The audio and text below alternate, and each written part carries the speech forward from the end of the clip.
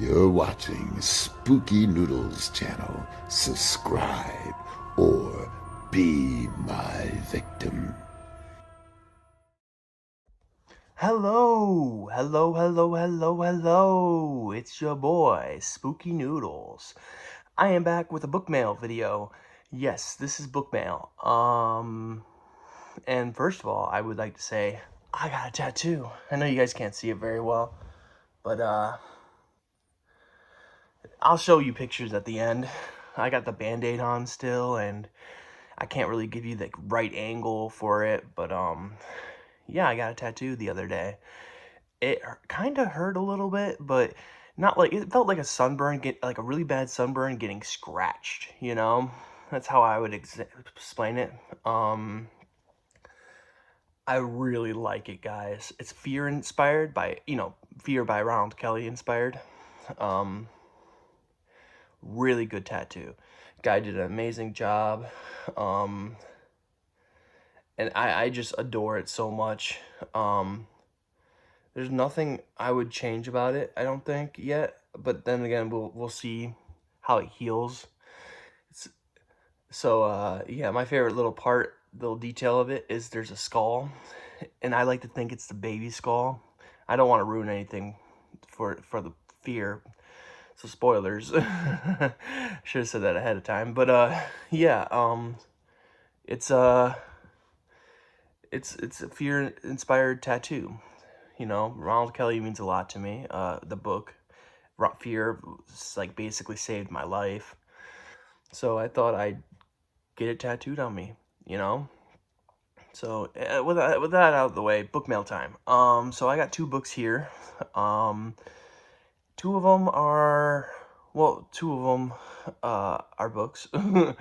One is signed, and the other one I got in the mail. Um, So yeah, let's just hop right into it, shall we? So I'm gonna start with the first book here, and that is not the signed one, but this one is called The Last One Alive by Christopher Rufty. It's got that cool looking machete thing, uh, going towards the sky, all bloody. Yeah, so it's by Lazarus Press, I guess. I'll read the back to you guys. This book comes in at 176 pages, so it's a shorter book. I think it said online that it was a novella coming in at 35,000 words, and I see why they said that, because the font is pretty big. Well, it's not big. It's like size 12, where I'm used to size 11, you know? But, yeah. I'm looking very forward to reading this. But let me read the back for you guys. Here's the synopsis.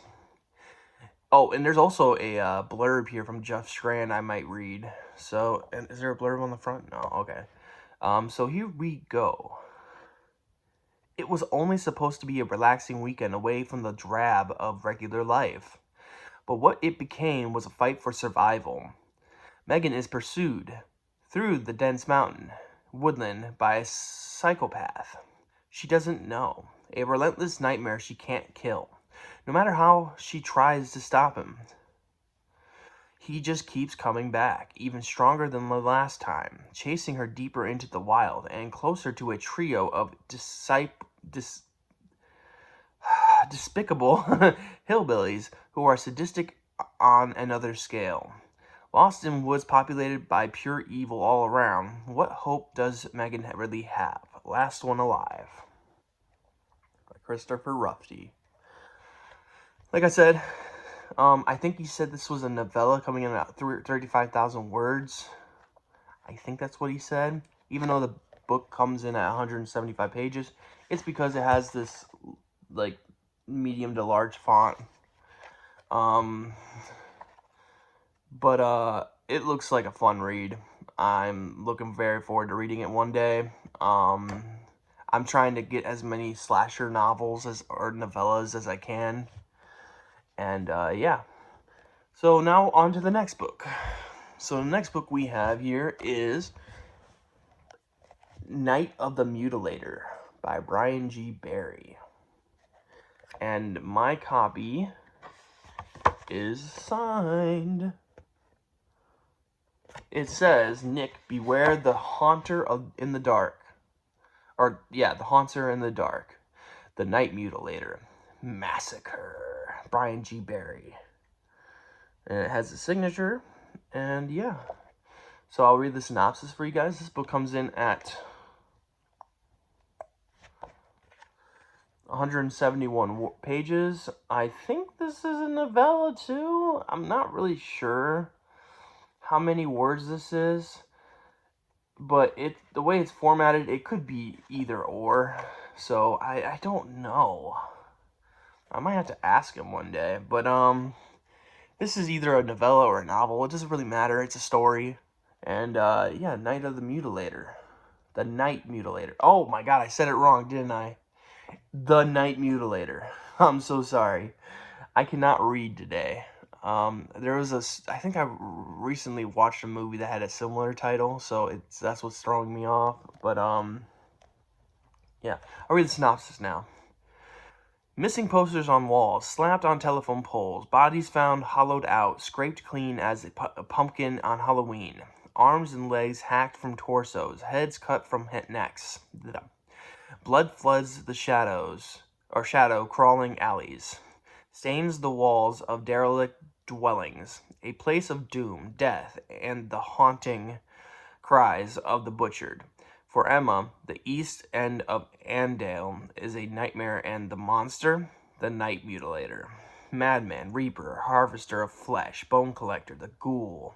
His monikers range, and his deeds are ghastly. Emma's boyfriend has gone missing, navigating a labyrinth of horrors. Emma finds herself lost in a world of liquid shadows and a horrible fog that pushes over the town like a pale sea. And as she comes to find out, not all things in the dark were meant to be to see the light. Blech. The Night Mutilator. And yeah, this book sounds so epic. I thought this was a slasherback series book. He has 3 of them out right now. This is not one of them. Apparently, this is not a slasherback series book. Which I thought it was, because it sounds like a slasher book, doesn't it? But regardless, it's not a slasherback.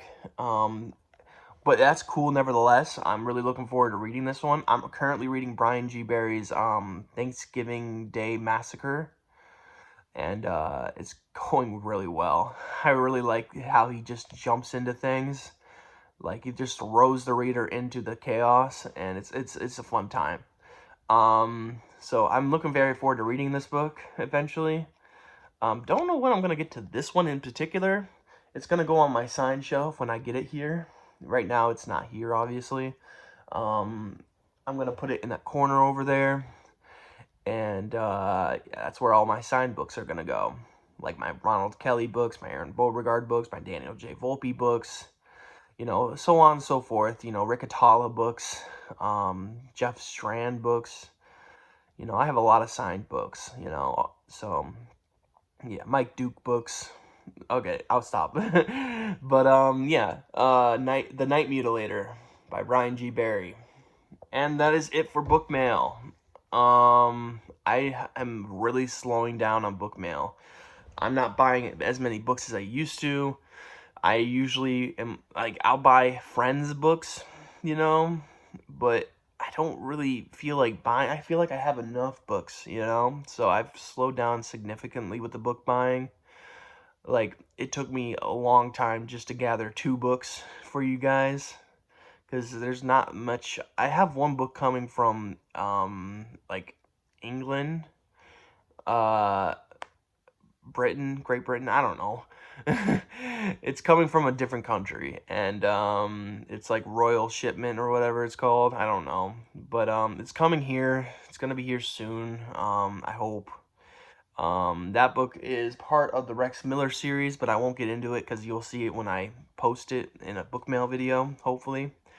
I also really want to get Thanksgiving Day Massacre in paperback form, and I plan on getting all Brian G. Barry's books signed. So, he's just one of those authors I really like, I like how he throws you into it. I love how his writing is so crisp. It's so fresh. It's just really good. And like I said, I like how he throws you right into the chaos. Like you don't have to wait like 80 pages.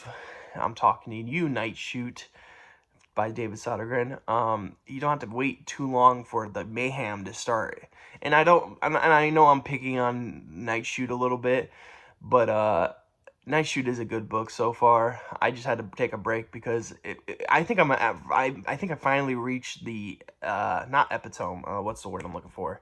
Well, anyways, it's like I'm finally reaching the kills, if you will. It's finally getting interesting. It was like 70 something pages of just, there was one kill, but it was very like quick and you didn't really get much of it. So, it was like very quick and I didn't really get to enjoy it, if you will. I know that sounds weird, to enjoy someone's death. That's not what I mean, but like when you're watching a slasher movie, you kind of want cool, clever kills, right? So the way the person died, it was just very brief and it happened so fast. In fact, it pretty much happened off screen. You see her meet the monster or whatever it is, and the next scene, the guy's cleaning up the blood. So it's like you don't even really get to read about it, So yeah, it took a while for that book to actually kick off, A lot of not exposition. What's the word I'm looking for? I'm at a lost for words today, but yeah, but basically I'm not trying to put one book down to put another book up, That's not what I'm trying to do. I know that's what I did, but that's not what I'm trying to do. I'm trying to say that Brian G. Barry's writing is just really nice. And I like how he throws you right into the chaos, because sometimes my ADHD, I'm just like, I want to get to that chaos sooner than later, So that's why Brian G. Barry's books are so satisfying for me. I just love the writing too. The writing is just fantastic. Now, for Blood Lanes, I did say there was editorial mistakes. I'm reading Thanksgiving Day Massacre right now, and it seems like it's cleaner. I don't know if he hired an editor or if he just corrected the mistakes he's made in the past. I don't know, but it's much better than the Blood Lanes, which Blood Lanes, I overlooked the editorial issues because they weren't a big deal to me. And honestly, if I'm being honest with you, I'm not really one to nitpick those type of things, especially since they're in my own works. So, yeah, but, his writing seems to be getting better and better the more he writes, which happens with a lot of authors, believe it or not. Not a lot of authors, well, some authors do stagnate, but most of the time we always improve and improve and improve as we go on. But yeah, this book just feels way like really good. And Thanksgiving Day Massacre. So yeah, I'm gonna probably hop right into that book right after this video. So yeah. Um, I kind of talked a little bit about Brian G. Barry's writing for a little too long there. I apologize. So I'm probably gonna end the video now. It is snowing outside. It's like the sun's out, but the reason why I have any light in my room right now is because of how white the snow is outside. Like, it is so white out there. Snow, man. And I know Michigan gets snow sooner than other states do because of the lakes and stuff. Um, I'm not a scientist, so I can't tell you why that is. But I know there's some states in the north that already have snow. I know Canada already has snow. I've seen it for myself. Not literally seen it, but like a friend has shown me pictures of the snow in Canada. It's crazy. I can't imagine living in Canada where you have to deal with this sooner than later. But yeah. um yeah, no news really. I'm still writing my slasher story. I do have a new cover for it that I kind of had a little bit more of a hand in. I had a hand in the other cover, but the other cover just felt like it kind of was missing the horror aspect. I know it looks really good, don't get me wrong, the cover looks amazing, but I wanted something more gory? Is that what I want to say? Something that depicts the mayhem that the book's going to have.